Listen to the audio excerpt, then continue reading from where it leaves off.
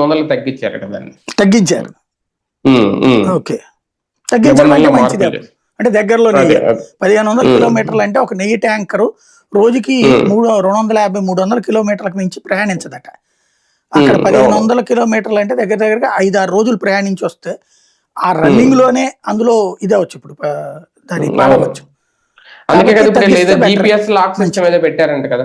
అది అది మంచిది, మంచి పరిణామం. ఎక్కడికి No doubt. వెళ్లకుండా అక్కడి నుంచి డైరెక్ట్ గా ఎటు వస్తుందో కూడా ట్రాకింగ్ అన్నమాట. మంచి పరిణామం అది. ఆ ట్యాంకర్. విషయంలో మెచ్చుకోవాలి, నో డౌట్. అంటే సార్ ఒకటి అపోహలు తొలగిపోయినాయా లేదా అనేది ఒకటి. దీంతో ఇంకా ఇబ్బంది ఏం లేదు.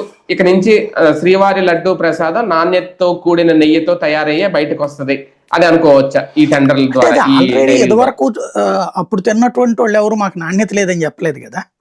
చెప్పలేదు. కాబట్టి క్రియేట్ చేశారు కదా. ఇప్పుడు వీళ్ళు వచ్చినప్పటి నుంచి కూడా మేము ఇస్తున్నది మంచి నాణ్యమైంది అని చెప్తున్నారు.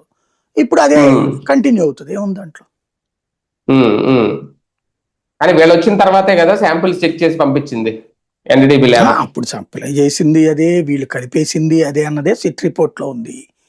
వీళ్ళు పంపించేసిన దాన్నే వేరే పేరుతో మళ్ళీ వస్తే తీసుకుని సప్లై చేసేది కలిపేశారు అన్నటువంటిది.